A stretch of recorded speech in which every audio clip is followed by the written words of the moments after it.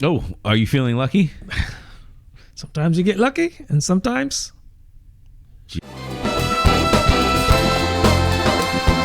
Welcome back to Arguing Agile. Today, we're tackling a deceptively simple topic, which is that you need to ask for the things that you want.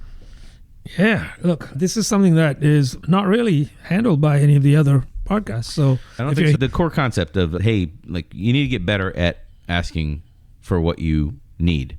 And because that is a skill, anyone listens to the podcast, you're in the Agile coaching space, you're in a Scrum Master role, you're a product manager, or maybe you're a team member, whatever role that you're in, it benefits everyone because it's a transferable skill. So you learn it once, refine it as a skill, and you can take it anywhere you go. In this podcast, I don't know who's going to take what side because clearly, like, directness being a superpower, like there's a lot of coaching tips out there saying like, oh, we know you don't want to be direct, and certain cultures, or like it's, dare I even go into, I'm not going to, but like the men versus women type of thing of like people told to be direct versus not to be direct. Yeah. Like there's a lot here. Right. Yeah, it doesn't get talked about. Yeah, you're right. It doesn't. So today's the day. We wrote down the points randomly and out of order on which one goes first. This is the one that won, which is the hustle culture versus the reality of delegation. Remember when people would say delegate that. You got to delegate that. Be more efficient. Nobody says delegate that anymore. And now today's culture is all about like, you just got to grind.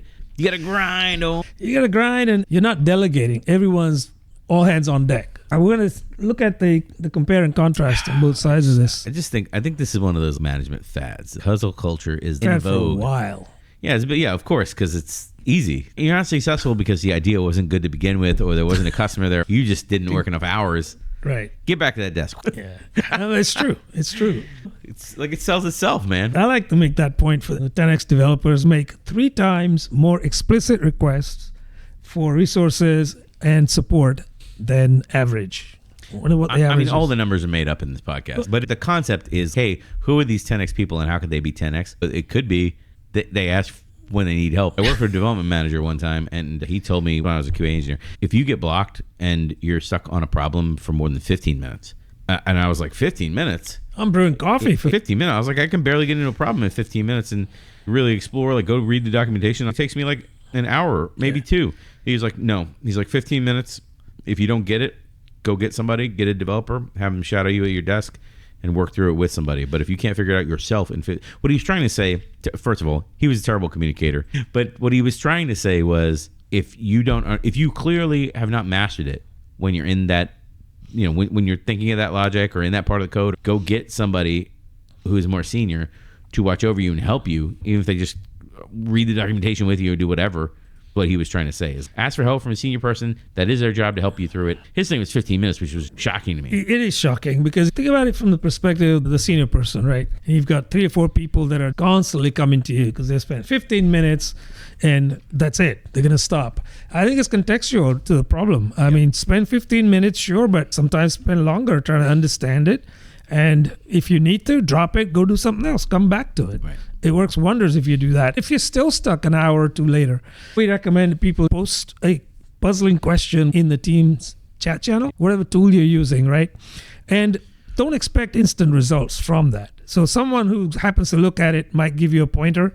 That might be immediate, or it might be 15, 20 minutes from now because they're presumably focused on their task. Right. I think that works well on the whole. But there comes a time when you say, well, I'm not budging from this. I'm stuck. What do I do? That's the time to raise your hand, right? 15 minutes sounds super, super aggressive to me. Yeah, it was super aggressive. I mean, for the purpose of promoting teamwork, I understand. But the pushback in this category of like, well, you got to be hustling all the time. I mean, the pushback on the other side of that would be this type of attitude seems to reward individual contributors, like people who visibly are contributing individually. Let me say that. Mm-hmm. Let me say it specifically because that is different than an individual contributor. People that are contributing individually, meaning they are not working as a team. They're hustling and working nights and weekends. They're the, quote, rock stars.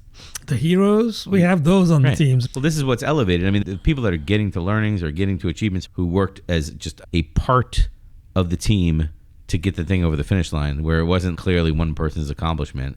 I mean, that's not screaming promotion material. That's just a modern way that things were not always that way.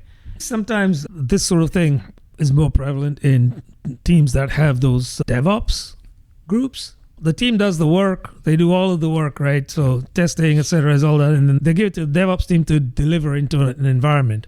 These guys do it, and they basically, for want of a better expression, claim credit. We made this happen, right? It's like, well, you just simply ran a script. And that's not a script that you wrote from scratch for this team. You had it, you tweaked it a little, and boom. You can't be giving away the secret of CI/CD pipelines right now. That's a different podcast. You're just hitting a button and then watching the thing go through, and then it's either red or green, and it gives you a log. Don't let anyone find it, and it gives you a log, and there's a version number that goes to it. Don't give away all the secrets. You got to save the secrets and sprinkle them into the rest of the podcast. You're right.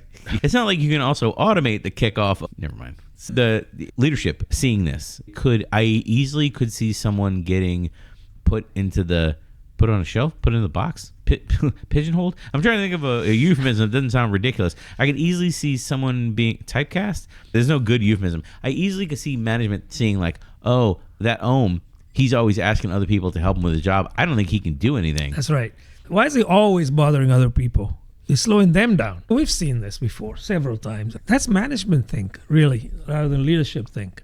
Leadership should be looking at it from the other perspective. He's not waiting around. He's stuck. He's immediately raising his hand. That's great. It's to be lauded. Somewhere in there's a balance, and the balance varies team to team, and even like company to company, culture to culture, right? See, there's one more thing I want to bring up before I really throw out my best evidence against hustle culture. There's one more thing I want to talk about. I've talked about I want to do extreme ownership as a topic for the podcast, and I still want to do that book just to talk about it. But in part, maybe there's like a light pushback, right? This is not really a great pushback, but it's a light pushback of this sort of a gentle breeze. A nudge back. A gentle nudge.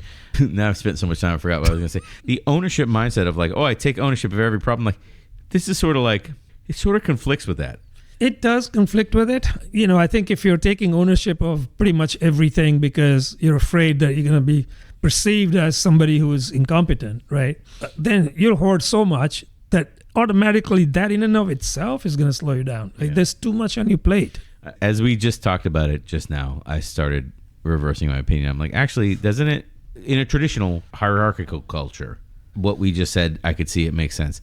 In a startup or a more effective organization, I think it would be viewed in the reverse of like the fact that you will ask for help when you need it or when you get slowed down by other things and you have difficult. First of all, you need to be able to prioritize, right? If you truly are working on the highest priority thing and then you're bringing people in because you can't hit a deadline or you don't have the skill is much better than trying to do it so you can claim that you did it by yourself. Scaling out the team to accomplish a problem because you know that you can't do it yourself for whatever reason, that seems more taking ownership of the problem than I'm just going to do it all myself, Yeah, I think that's a fair point. I think there's also the other effect, which is seen to be busy. A lot of people do that. I'm busy with this. I've got all these things going on. Yeah.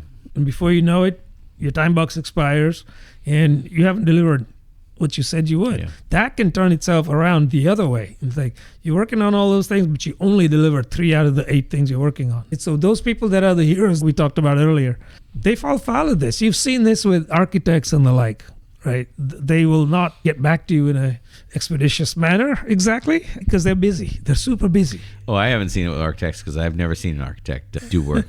So the last point I want to make here, I think, is my capstone to this category. The hustle culture people, like, they're great. They fly close to the sun and then they burn out and crash. They burn and crash, and crash land. I don't think I want, the roller coaster of up real fast and real quick, fast burning success and then inevitable crash.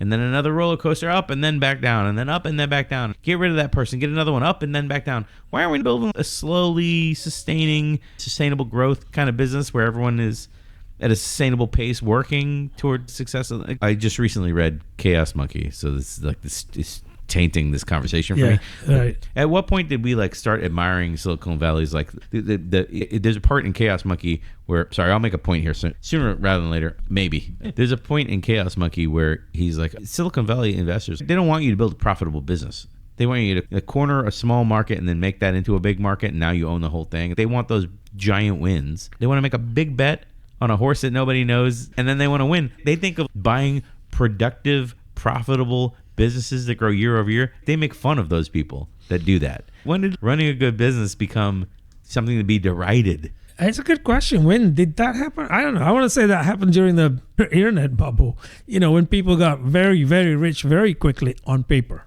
right? Until the bottom fell out. Yeah. You don't need heroes on your team. Like, is that the takeaway? You don't want heroes? The more heroes you have without realizing, the more zeros you have. So if I'm going to rate this category from 0 to hero, I'm going to give hustle culture a 0 and actually working on skills that help you stay ahead and get ahead. Yeah. They get at least a 6. But it's got to be more gratifying for you if you're one of these team members to build your skill set so that your skills are marketable as opposed to just keep burning the candle at 3 ends. It's not sustainable, but for short bursts is what you promised. Yeah, just for a little while till we go IPO and you'll be rich. I mean, that is like burn the candle at both ends. We do IPO, we become filthy rich, and then we cash out and bro down. I don't know what that and then what? But if it gets that far. But like 99% of companies never get that. Like you go through the burnout thing, but then you never get the fabulous the fabulous riches at the end of that rainbow or whatever. Mm-hmm. Actually, perfect analogy. You never get to the pot of gold at the end of the rainbow. Absolutely. Because it's a myth. Yeah. So keep hunting for Easter eggs instead. Easter eggs. That's right. All right, well, speaking of Easter eggs, now we talked about hustle culture, which is terrible. Don't do it. It's a fad, isn't it? When is this going to go away? It's been around a long time. Fads usually have an end point. I don't know when this is going to end. I think this is like a zombie fad that people keep resurrecting because they want to make it. It's like that product idea that people keep hitting you with is like, guys, we've tested this. It doesn't work. Like, build out one feature and they will come. But if you want to talk about something that's a zombie that's been around forever, let's talk about traditional hierarchical permission structures. This is the old org chart, the old pyramid org chart. One person at the top, the old authoritarian dictatorship org chart.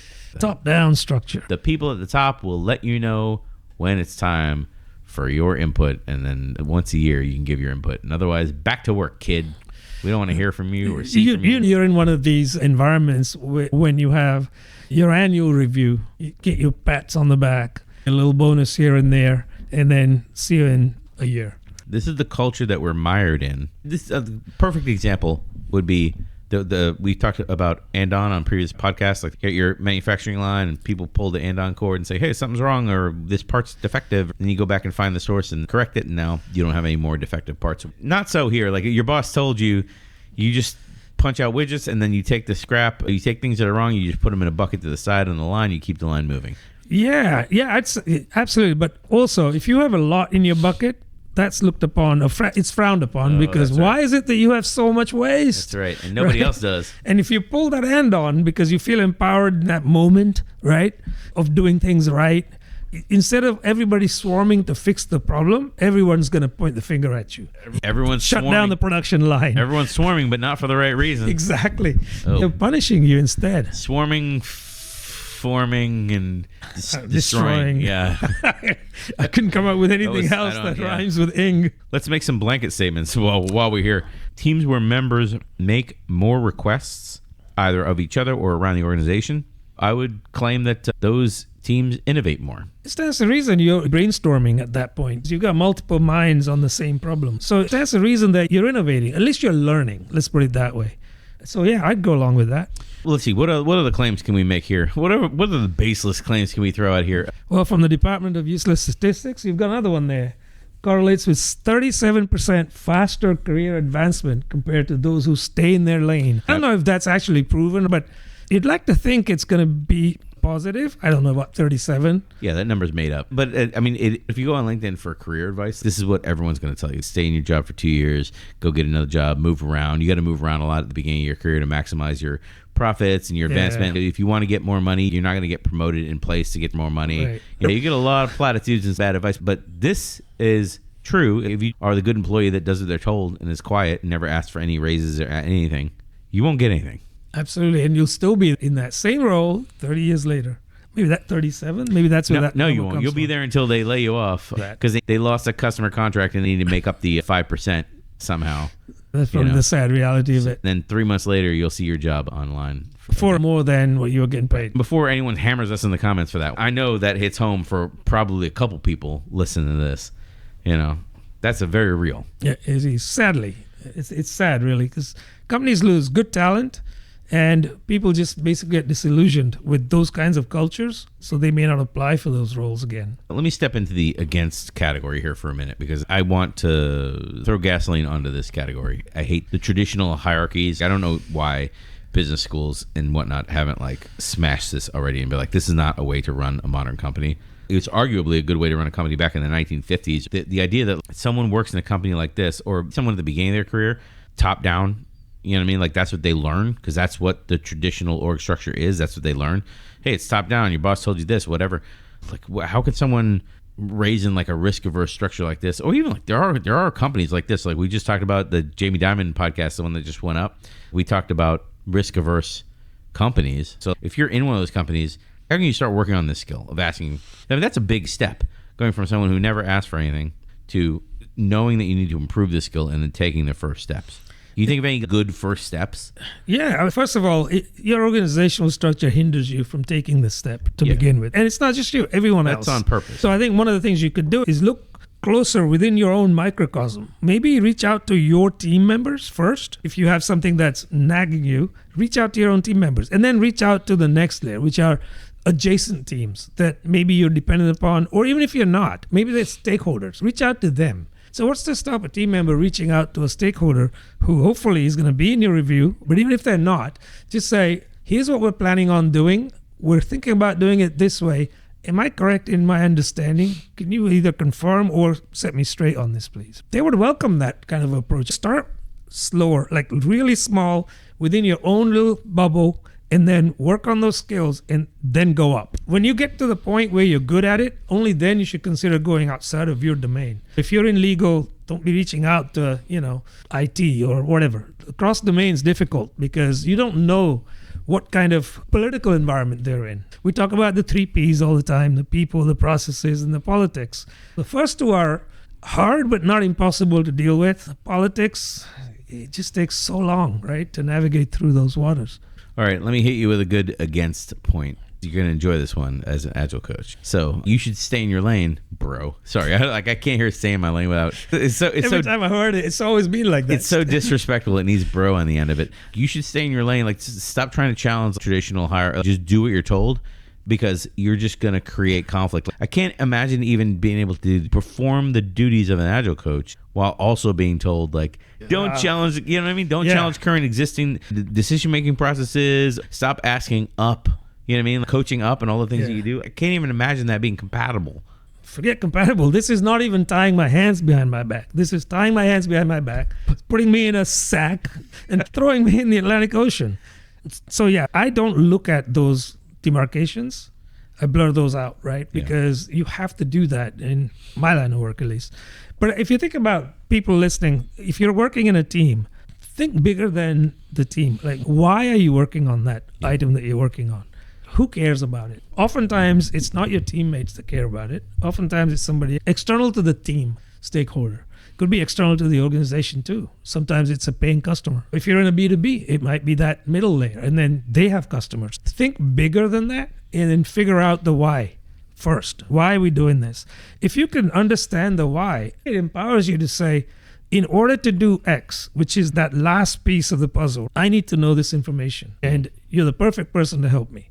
I know we're going to get into the tactical aspects later in the podcast, but if you can approach it that way, it takes away the fear that some people have. Like, am I going to be looked upon as inept or incompetent because I'm asking these questions? If you don't ask the questions, you're inept because you don't have those skills to find out in a timely manner. If you read Marty Cagan's Transformed book, he's just repeating what like the modern literature on the idea of like the modern manager is. Like they're not really there to tell you what to do. The modern manager is supposed to coach you, support you, help you when things aren't going well, like an overflow, mainly to kind of coach you and help direct your career while you're with the company. More coaching than it is like direction and mandates, the traditional role of a manager. Management as a discipline has had a tough time adopting to this because they're just not, like, leadership wasn't a thing. They didn't grow up in that environment. Right? The typical manager will have a difficult time when a subordinate comes to them and asks them to do something on their behalf, because the manager's like, well, I'm not going to do that. As a manager, you have political capital. And you start to use that I up. don't want to put my political capital up at stake, but I need you to do some tasks. I need you to do some things. Agile coaching is a great example of this, because I need managers to put some political skin in the game, political capital skin in the game, to accomplish things like organizational changes, loaning out team members, taking a back seat to things that are happening and not being directly involved. These are all things that I need. That's very difficult. That's a whole discipline there. How do you work around this? People are resisting you. If you're a team member looking to your manager to help you, figure out where they're at. Where is the manager in the organization, politically, as well as are they willing to help you? They don't have to go fight the fight. All they have to do is clear the weeds so you can grow your plants, right? That's all they have to do. But if they're not willing to do that, you have to find other ways. This is where we start to veer into these, the guerrilla tactics, right? So I'm not suggesting, well, just blindside your manager. That you never do that. You don't want to surprise them in this way. What you do is cultivate your own relationships. When you first get a job, your job is to vector relationships. You start to leverage those out. And you just say, look, I have this thing where I'm going to talk about X. You're optional on the call, but it would be good if you could join. And if they join, great. Now they're aware, but you're doing the lifting, right? There are lots of other techniques that we've talked about in the past on different podcasts. If you're a team member, don't think that your manager is your only recourse. Depending on what they bring to the table, you could be just hindered the whole way. And we always say, keep that resume updated, because you're not going to progress. I mean, this is a good category, because I think, like, if you're stuck in this traditional hierarchy, the first step is in your general area. The next step is under your boss in that area, right? And then the next step is like adjacent area, peers of your boss, that kind of thing. And then the top level is like, just ask anybody for anything. And what are they going to say? No? I feel like every time I read one of those, like, millennials are destroying the blah, blah, blah industry or whatever, it's like, oh, are they? Or is this just another one of those things where there's a traditional power dynamic that this generation has been raised to understand, like, oh, all these structures, like, they really don't work. So, like, why would you pay them any respect if the structures don't work? Well, I'm going to enter this power dynamic, this traditional org structure, under the assumption that I'm as equal as anyone else. So I'm just going to ask anyone for what I need. And now traditional managers are seeing that going, oh my God, what is happening? So millennials aren't the ones destroying everything. I think the rest of them doing a pretty good job themselves. You'll have done that to yourself. Where's my Obi-Wan Kenobi? On a scale of climbing the corporate ladder, where 1 is never looking up for your desk, and 10 is barging into the CEO's office and lighting it on fire, I don't know. I'm going to award us 4 cats. I don't know. No animals were hurt in the making of this podcast. No, the cats ran away. Right. Good save. Nice. Additional hierarchical structures. Like, drugs are bad, kids. I don't know what to say. When do we come back to this as being one of the limiting factors? You would hope that the market kills these bad org structures over time. It's a slow process. It is happening, though.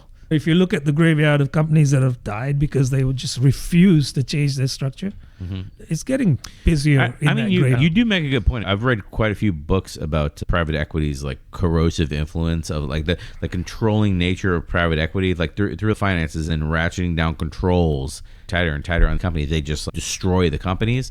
That's the reaper of this category, is like private equity represents everything, like a what's it called? Consolidated, a concentrated form of traditional business management. And they are poisonous to everything they touch. They are. But at the same time, from their perspective, though, they will have achieved their objective even if they do that. Because the idea is to take something on your books that you can write off against. Maybe. Right. So it depends on why they're in it. It'd be a shame if somebody changed the tax code on you and, ooh, that would stink. Anyway, like, luckily, bribery is legal. We talked a lot about starting small, inter-team, and, like, kind of working with your team members. So let's stay on that for a minute, because if that's the best place to start, asking for help and being very free about asking for help, like, people interpreting that as authority claims, like, hey, you're not my boss, why you keep asking me for stuff? Stop putting stuff on me. There's the fact that when you ask somebody, you could trigger their defensiveness. You might be starting a fight with someone, you don't realize it, because now they're worried because they don't want to seem rude and they don't want to say no, but they really don't have time to do it. You know what I mean? So there's bad communication practices or bad habits or whatever you want to say. I'm not accusing people. Some people don't have developed skills to believe they can say no. Or some people are just people pleasers. They think they can do everything. You ever seen that developers like, oh, I could solve that quick 5 minutes. Quick 5 minutes. And then you're like, what are you working on? You're like, oh, I'm working on this thing. I'm like, what the heck? Why are you working on that? That's not the sprint goal. There's nothing to do with anything. Like, yeah, but it just took 5 minutes and this dude just walked on my desk and asked. People please, that's a real thing. In terms of people asking, if you go ask your teammate for something, I've seen this in project management folks. They'll say, hey, Brian, I need this from you. Can you get that to me by 5 p.m. today? Listen, I'm already getting defensive because my calendar is busy. Someone comes to me with a deadline in hand. The quickest way you can get me to not do something is come to me with a deadline. Impose deadline that for your own benefit, right? First of all, if you can turn that around and say, listen, we have this deadline and we've got to get this done by tomorrow or by the end of the day, your cooperation would be tremendous in helping us get that over the line. I know you're busy, but if it's not too much trouble, can you help me out with this little piece here? Yeah. You're not saying it's a mammoth task for them. You're also not demanding. You're not coming across pushy. Get it to me by the close of business. You're not the boss of me? I'm working on something already. Thank you. So it's how you ask. And project management type folks have a tendency to impose deadlines on everything. Oh, I've been in workplaces with like bona fide, 20 plus year experience, PMP certified, and have been forever since like back in the day when it was a big thing to get PMPs. You had to record all the projects and list people to, you know what I mean? Like that kind of thing. And I work with those people and you always know because they will, when they delegate something to you, basically tell you that you're doing something, they say they will throw the deadline out. They won't ask you when you can get it. They'll be like, hey, can you take care of this thing? Yeah, that shouldn't be a problem. Okay, cool. Can you get it done by Wednesday at 5 o'clock? And I'm like, why Wednesday? And they'll be like, well, I have a presentation on Friday. So really, I need it done by Friday. They're adding in the buffer. I am one of those people that used to do this. Yeah, but they're trained to do that. But again, part of my pushback is I will try to help you and do it, but I will let you know by midday Monday if I can't help you with this task, and then you got to go find someone else. Right. You're completely justified in negotiating at this point unless you work for that project manager. Most people don't. Especially in matrix organizations, they don't. These kinds of people will hit you up in your team chats or on the phone, right? You know you're working with one of these people when they also follow it up with an email. As per our discussion, right? You committed to give me this by... That's the training, though. But today, team dynamics are different. People don't like to be dictated to in that way. I think you have to change your tact. You don't have to be a project manager to do this. Anybody on the team. If you're looking for something from someone, and if you just go and ask or demand it, there's a difference between those two. The other thing is, you haven't told that other person why you're asking for it. So if you tell me why you need something, I might be more empathetic if I understand the cause. But if I'm not with it, it's like, well, you want something, right? Hey, listen, you want it by tomorrow? How long have you known about this? Lack of planning on your part, etc.? Well, I mean, there's a lot in this category. We need to slow down for a second because this is a boundary. 1 or 2 times at the most, the project manager comes to me and tries to press me for a date out of thin air. They should learn that this is a boundary with me. Don't come to me with the date. I will try to help you. Right. We're all coworkers. Yay, team. But giving me a date that you just whipped out of the air for no reason, you just violated a boundary. You basically said, I need this done. I know it's Friday at 4 p.m. I need it ready for Monday morning. Can you work over the weekend? I'm like, why don't you work over the weekend? You set my boundary. I'm not going to do it. I have seen developers say yes to that request from the manager of the department. Yeah, that's true. Just because of the pressure. No, nothing else. Like there's no promotion on the line. There's no cash bonus. There's no nothing. They're not even getting that time back. Just pressure. And it's more prevalent in situations where you have subordinates overseas because the culture is you don't say no. So they're going to say yes, and they will burn their weekend doing this stuff for you. And in the grand scheme of things, it probably wouldn't have mattered anyway. So you have to be mindful of that. We did a podcast on offshoring a long time ago. Yeah. Arguing Agile 126, pros and cons of offshoring software development. We just looked at Arguing Agile 126, pros and cons of offshoring software development, about time marker 26-ish minutes. We start talking about collaboration and culture. And this is exactly what I'm talking about. Can somebody jump on? I'm having a difficult time trying to look through this bug or trying to write this test. I did this week. I can't figure out this API endpoint. It should be working like this, and it's not, which, by the way, the API endpoint required a post. which is the stupidest thing because I was getting information. It required a post, and I had get in the thing, and I couldn't figure out why. And it was giving me back a 200 success and sending me to a page. It was sending me HTML. And I was like, what the heck is going on? This is the craziest stuff in the world. I'm doing a get. I should get back my response, and I should just be able to read whatever it is. And as soon as I sent it out over the Slack channel, the dude is like, it's a post. Oh. Yeah, but I couldn't see it. I had worked on it so long, I couldn't. It's in front of you. Like, how much longer would I have delayed getting back on track if I hadn't just asked for help? And the help was trivial, by the way. You'd be banging your head against the wall for a long time. So this is a good example of how you can do this, right? You don't have to go to an individual even. You could just say in your team chat, hey, here's a snippet of code. I don't know what's going on. Right. I've looked at it for a while, and somebody's going to point out the obvious to you, right? And just thank them and move on. I mean, if you're on the other side actually looking at this stuff, how long would it take you to make a quick post saying, hey, this is a post instead, right? Yeah, so it's that whole team spirit thing. The WIFM comes back here, right, for me. If I'm the person who is potentially able to offer help, but I'm busy, now I have a choice to make. I can see, it's obvious to me, it's a post, I can say that, or I can just keep going. Yeah. That's where WIFM is, for me, is like, well, Brian's my teammate. I want to help him, right? Because I know he'll help me. Right. So it takes a second or two to bang this out. Yeah, do it, right? The benefit of doing this and doing it over and over again with your team is, first of all, the stakes are very low. So they're like, no, I don't want to do that. Like, okay. Like, right. Hey, let me go to somebody else and let me try again. Like, the stakes are low. You're going to get fired from being like, hey, can you look over my shoulder? I can't figure out this API endpoint. All right. Keep hustling. Keep hustling, bro. Oh, my God. Yeah. So the stakes are low. So that's a good place to start. Start somewhere where the stakes are low. Get good at it, and then apply it to other places. Seek to laterally pick it up and move it to other places. The other thing is, it's a good place to start. It's a good place to start employing your boundaries, letting everyone know where your boundaries are. You know what I mean? Like, oh, hey, can you do this thing? I need to get this done. An example would be like, hey, Brian, we're having this meeting about the customer prep for this thing. And I will say, I can't do it, but my mornings, I can't be interrupted in the morning. That's my productive time to get my stuff done. So I was like, I can do it, but you need to move the meeting until after 10:30 a.m. There was a lot of people in the meeting. So I was like, it was a big ask for them to move the meeting. I really didn't expect them to move it just so I could be there, but I'm trying to get stuff done. And I'm under a deadline to get things done this week. I did not get the thing done this week, but I'm under a deadline to get it done this week, because then I got to kick off a bunch of communication coordination tasks because I didn't get it done this week. Right. And I didn't want to do that. So I'm like, I need time blocked off, and I can't have extra meetings and extra things that weren't on my schedule in the last couple days. This is like a Thursday, Friday thing, end of the week type of thing. I think individually you have to kind of make a trade-off, right? And say, I'm working on something. Can that wait for a little bit while I help out this other person? Yeah, but some people have never done that. They've never said that to anyone before. They've always said yes, or they've always just said, you're not the boss of me. You come out of a meeting where something is decided that you don't agree with, and you just don't do anything. You drag your feet because you don't agree with it. Rather than in the meeting, you set up a boundary. You'd be like, no, I'm not working on Saturday to pull this thing in and pull the deadline that was whipped out of the air by some VP. I'm not doing that. Like, now what?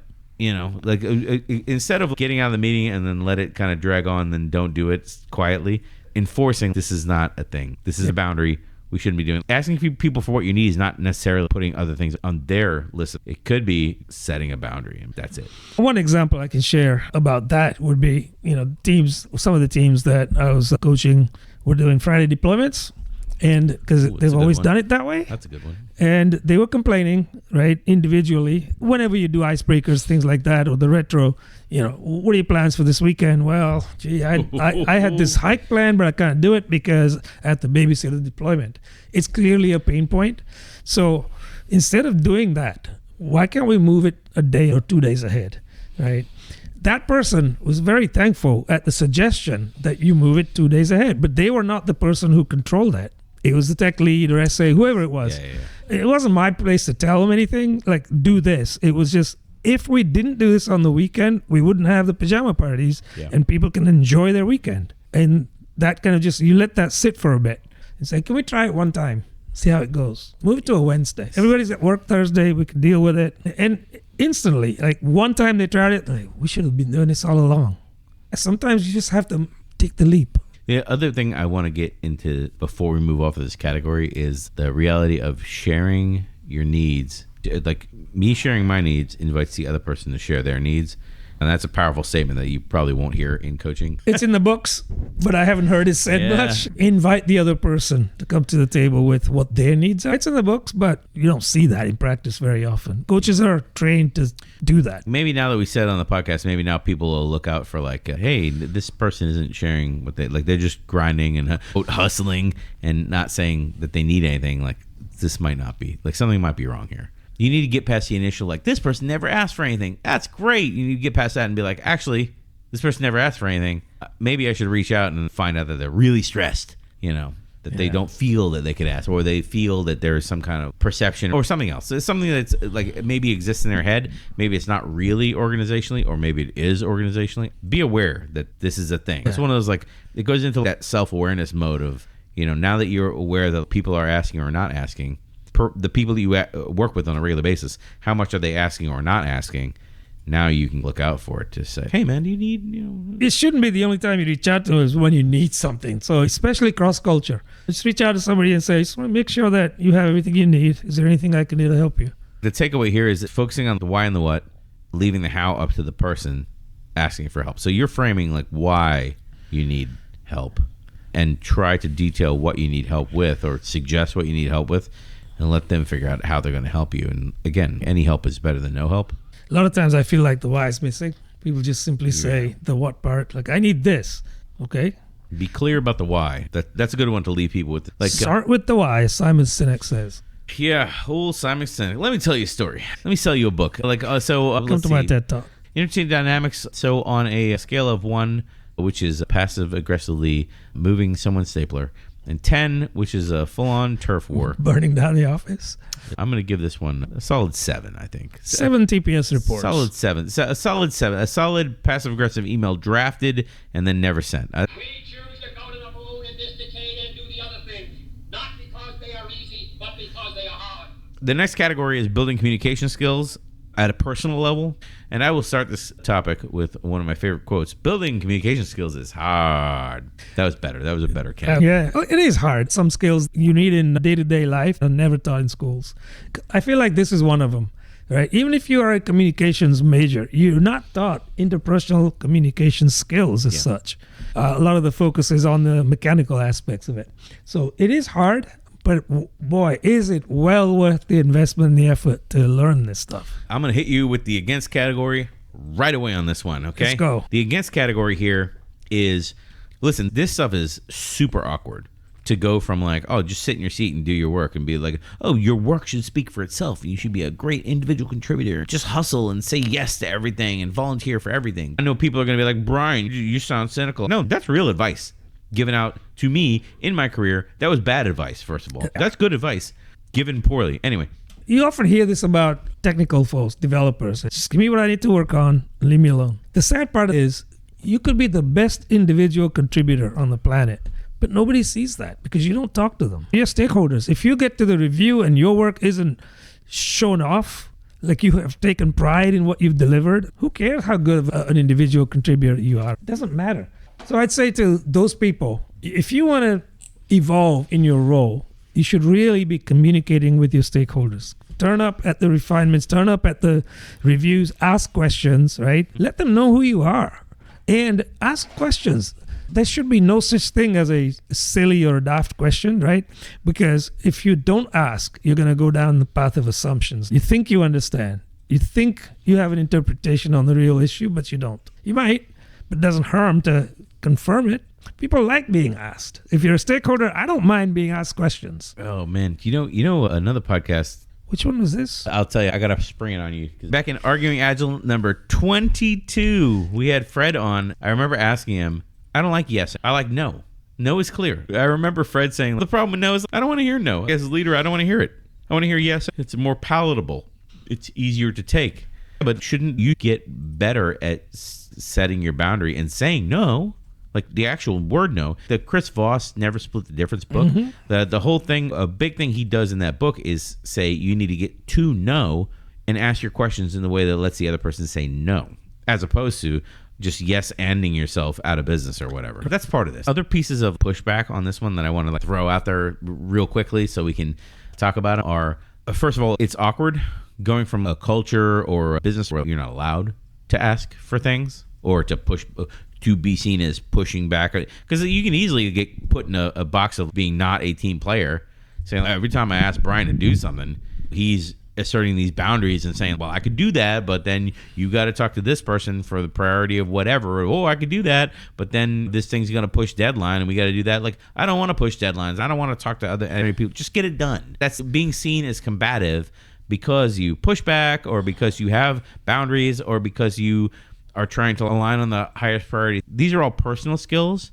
that you're employing, and when you employ them, now suddenly you're the bad guy. You're seen as a naysayer, right? Being difficult. Yes. You have to develop and hone those skills, first of all. In the environment, when you see others, especially leadership or facilitators, they should be encouraging you to do this. There's nothing worse than being shut down on an initiative you take yourself in the right direction. Like, you want to ask questions of a stakeholder. No, they've written down everything. Here, just take this, right? Just take the PRD and go run with it. Well, I read something in there and I interpret it my way, but somebody else is going to interpret it their way. So why don't we just talk? I can ask questions that way. No, you're not allowed to talk to the customer. Have we heard that before? Developers. Terrible. If you're a person who's an influencer of the process, you could be a manager, a leader, a coach, foster this environment. Encourage your teammates to speak. One of the other things in the against category is rejection stinks. True. Rejection stinks. I bring it up in the against category, but people find it uncomfortable, so they're just quietly not going to do it because they don't like rejection. Rejection stinks. But also, you're not going to move into leadership or a leadership role unless you can bounce back from rejection. Like if rejection crushes you and your fragile ego, like you're going to be limited. Yeah, so you got to develop some thick skin right there. Your whole career is going to be like that. If you just keep shutting down, you'll just be where you are. You won't progress in life. This is Arguing Agile 100 was Carol Dweck who was here talking about the fixed mindset. This is fixed mindset. If rejection crushes you and you don't want to do it again because you're afraid that you might feel whatever, like, okay, that's a fixed mindset thing going on. You need to reframe what that rejection is. Like, is it a personal attack on you? Probably not. More often than not, it's not a personal attack on you. It's maybe a challenge to your ideas or your impressions of what the team understands. People who are prone to shutting down like that or giving up, they would do well to reach out to someone, a mentor perhaps. Reach out to somebody and say, look, I want to say things, but I'm afraid to. And then see if they can give you some tips to deal with the situation. Well, I mean, the other benefit on this side is, like, where else are you going to learn these negotiations? They're negotiation skills. They are. First of all. And second of all, we could have done this whole podcast on culture and this topic. American culture and American work culture, like, Americans hate negotiation. Culturally, they do not like to negotiate. I found generally in my career that most people are scared of the conflict of negotiation, the actual back and forth. Well, I think it's true. I think it's possibly because negotiation skills are hard. They don't come naturally to most people. They have to make an attempt at learning those over time. There's this concept of, well, if you're negotiating, you want something from the other party, but what are you willing to give? And one of the theories is lead with that. Lead with the giving part and then ask. That way, the other person is more prone to accepting your ask because you've already yielded to them. Yeah. So there's various theories around negotiation, but people don't learn those necessarily. This works great with the last topic we just talked about, where the thing you need to get out of this is to share your needs. And if you can share your needs in a way where you can bring the other person's needs together with yours, congratulations, you're a salesperson. At that point, congratulations, you have this skill that most people think is a slimy thing, or they think it's a difficult thing of push-pull, but it's not. If you really care about the other person and you're trying to do something beneficial. If you're trying to just like take them for everything they got, that's it different. is. Yeah. But building communication skills is hard. We're trying to make it so that you can participate in this stuff and it isn't difficult. Like, it's always going to be complicated, but difficult? I don't think so. I don't either. I think you have to accept that the other party has to gain something from it too. Right. Put yourself in their shoes. Why would they drop what they're working on and help you? What do they have to gain? Maybe it's taking the whole team forward. Whatever it is, figure that out and then lead with that. And you say, in order for us to go forward as a team, we need this from you. So each interaction, each personal communication like this is a thing personal to you. Do you see it as a conflict, or do you see it as like an anxiety-inducing affair, right? Or do you see it as a chance to practice something that, like, pass or fail, you've learned something, you've gotten better in each interaction. Like, you see it as an at-bat. Like, it's not any more or less anxiety-inducing as the last time you were at the bat. You have another chance to do something different, or maybe do the same thing that worked before. So if you don't see it that way, you might have a mindset issue, and then you need to, like, that's when it comes time for some introspection to be like, hey, am I bringing some nonsense to this? Am I bringing some baggage that's not helping me? Maybe you have something to get over. You know what I mean? Yeah, it's holding you back. The more at-bats you have, the more experience you gather, right? So you'll get better over time. This is the heart of why some people are good at communication and other people are not. Scoring in this category, I don't know. This was the arguments against in this category, I think they're pretty easily overcome here. I was like, hey man, just try. I agree. Start somewhere. Yeah, start somewhere. So on a scale of 1 of communication growing pains, I think the growing pains in this category were pretty trivial. I'm gonna give them like a 0.75 out of 10. Can we do fractional points? Yeah. Okay. I think at the end, all fractional points get rounded down. So this category didn't really count as far as points are going. The next category is going to be very important, which is explicit requests versus hope as a strategy. It's like hope is a strategy. Hope and strategy in the same sentence? I said it was going to be important, then I framed it like it was the weakest sauce in the world. Like, don't eat that ketchup. It's spicy. Like, come on, man.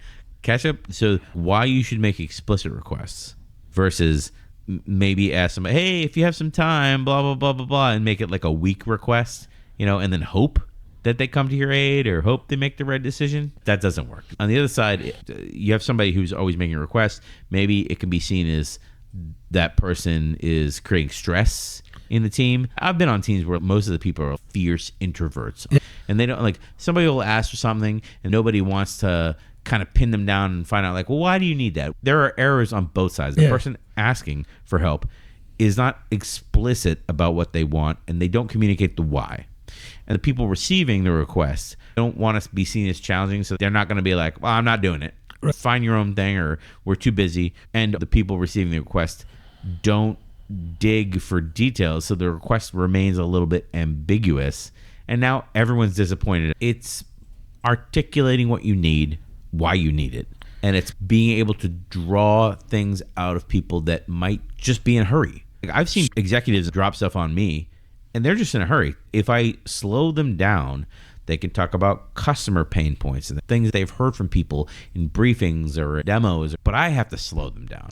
What I've seen often teams where you have a coach who's one of those, very passive type of a coach, and he'll say, there's no I in team. So we should do this. Well, who's the we? Everyone hears this, but no one hears that they have to do it themselves, so nothing gets done. The same coach will come back 2 weeks later and say, we said we would work on this. No, we didn't say anything. You said we would work on it. Providing direction and clarity is key here. But you lead with the why first. If we do this, we stand to gain this.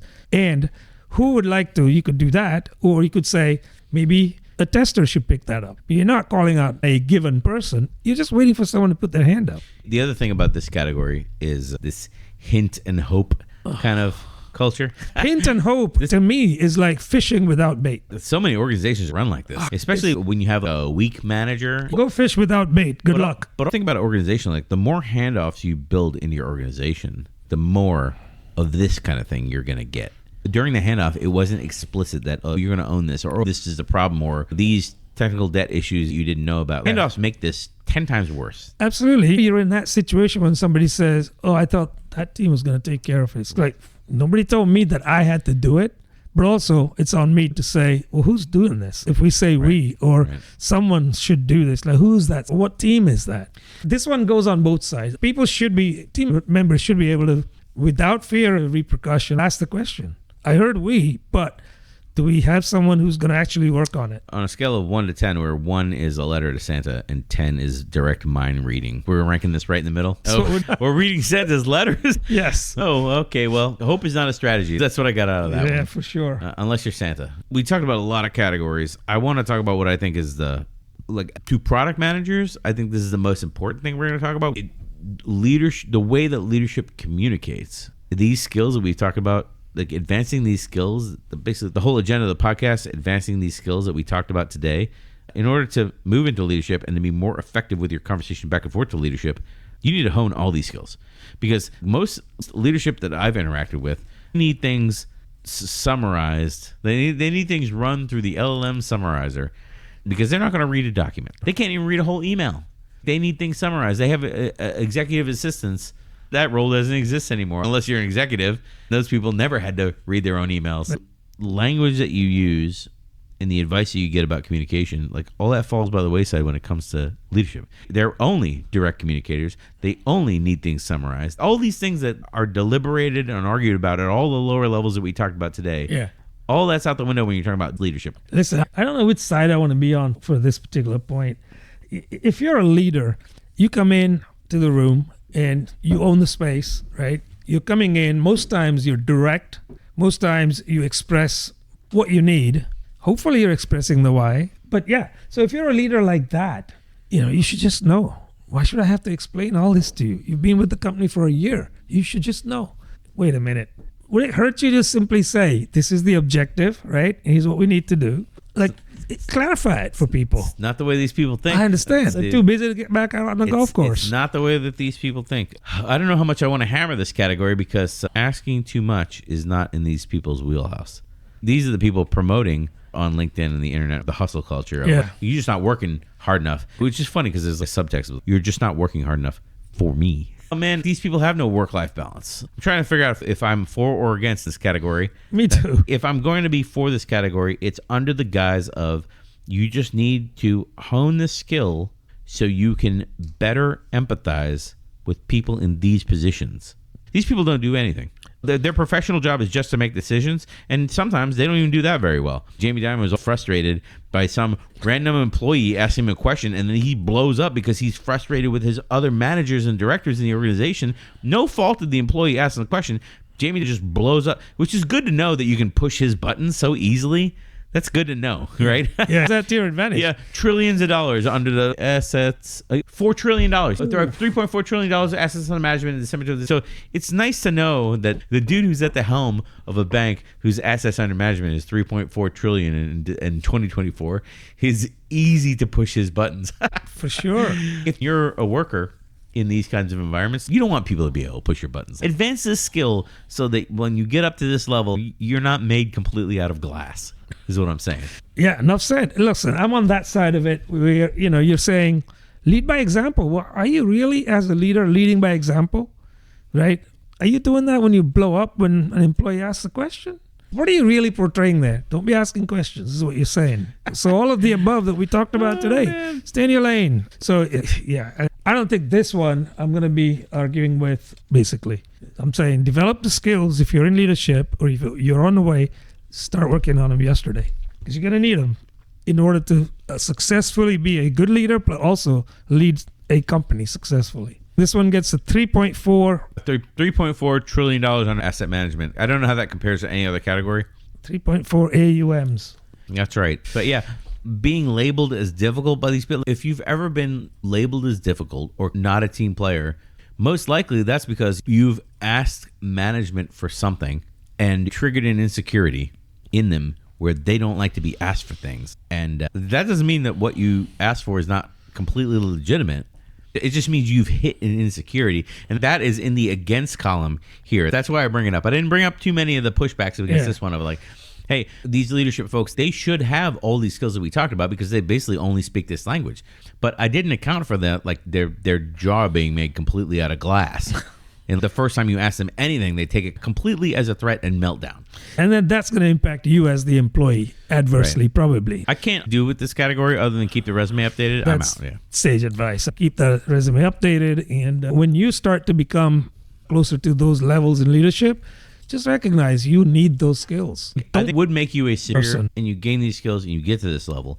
I think it would set you miles above the other executives if you're the adult in a room that can actually make adult decisions and doesn't get rattled right, at the first sign of chaos or trouble. So this podcast, we thought this was going to be like a solid 30-minute podcast. No. We went a long time. The funny thing is, we didn't even talk about the main thing that I wanted to talk about when we wrote the agenda for this podcast, which is the rise of the super individual contributor, the Claire Vos of the world, like selling their tools and be like, you should be the product manager and you should do user interviews and you should do UX design and you should do all the coding and do all your stunts and keep it running in production and wake up at 3 a.m. and reboot the servers, and you should know CI/CD as well and know finance. Right. And you're just running your own business. I don't know why these people are even involved at that point. But the Super IC is like hustle culture, grind culture, but cranked up to 11. You don't need anybody else. You never ask for help. Right. It seems like that's what's being sold to people, but under the guise of like, buy my tool and you could do XYZ. I don't think it's genuine. After this podcast, that stuff is so disingenuous. It's corrosively hurtful. If you listen to what they say, just absorbing it hurts your career. Hurts your throat going down. It hurts my So I agree with that. I think you should be able to discern those people apart from those that really are the true visionaries, right? And if you can do that, you know which path to follow. Well, I mean, if I knew which path to follow, I would like and subscribe to this podcast. That's a good idea. If you're still with us, let us know down below in the comments what you thought, and we'll see you on the next one. We will.